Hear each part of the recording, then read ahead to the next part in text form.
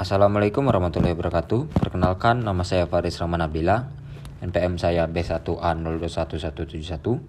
Di sini saya akan menjelaskan tentang berkembangnya teori kekuatan dari Harold Zalesky.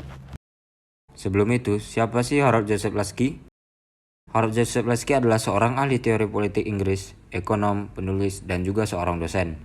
Ia lahir pada tanggal 30 Juni 1893 di Manchester, tepatnya di Inggris. Kemudian, ia meninggal pada tanggal 24 Maret 1950 di London. Ia juga merupakan seorang anggota terkemuka dari Partai Buruh Inggris yang beralih ke Marxisme dalam usahanya untuk menafsirkan krisis demokrasi di Inggris selama ekonomi tidak stabil pada tahun 1930-an. Ia terkenal karena buku-bukunya atau karya-karyanya tentang ilmu politik dan pidato-pidatonya di Inggris dan Amerika Serikat pada tren politik, sosial, dan ekonomi. Kemudian, secara politis, Zalesky pindah dari keyakinan awal pluralisme antistatis dengan keyakinan bahwa negara harus memimpin dalam reformasi sosialis. Apa sih negara menurut Harold Zalesky?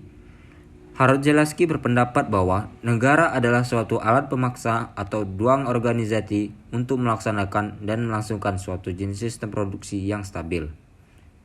Dalam hal ini adalah suatu sistem ekonomi yang spesifik, di mana sistem produksi ekonomi ini akan menguntungkan golongan yang kuat, yaitu golongan yang berkuasa. Nah, dalam artian bahwa jika penguasa itu dari aliran ekonomi kapitalisme, maka suatu negara akan digunakan untuk melangsungkan sistem ekonomi kapitalisme tersebut. Demikian halnya jika penguasa itu berasal atau menganut aliran sistem ekonomi sosialisme. Dan kemudian, Zalesky berkesimpulan bahwa negara hanyalah suatu alat yang digunakan untuk memaksakan suatu sistem ekonomi tertentu oleh yang kuat dan yang berkuasa untuk melaksanakan kepentingan ekonominya.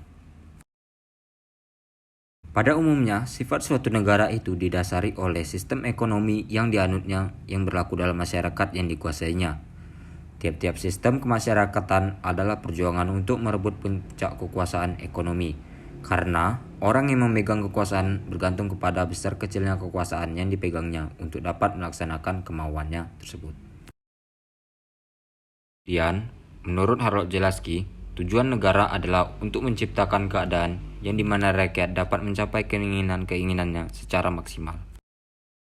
Harold Zalesky juga berpendapat, tata hukum adalah suatu topeng, yang artinya di baliknya suatu kepentingan ekonomi yang menjadi prioritasnya untuk dapat menjamin bagi dirinya sendiri suatu keuntungan dari kekuasaan politik.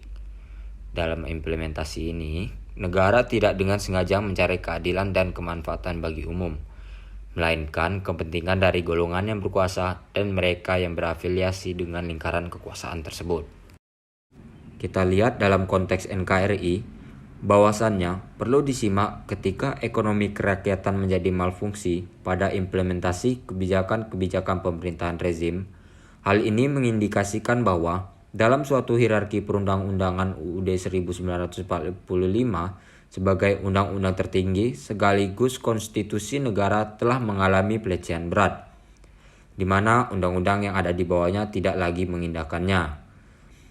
Sementara, jika menyimak suatu tatanan hukum tata negara Indonesia, undang-undang yang ada di bawah UUD 1945 tidak boleh bertentangan dengannya.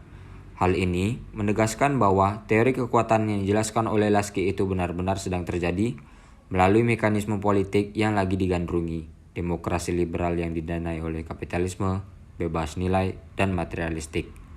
Demikianlah, itulah penjelasan dari saya tentang berkembangnya teori kekuatan dari Harold Zalesky. Sekian dan terima kasih. Wassalamualaikum warahmatullahi wabarakatuh.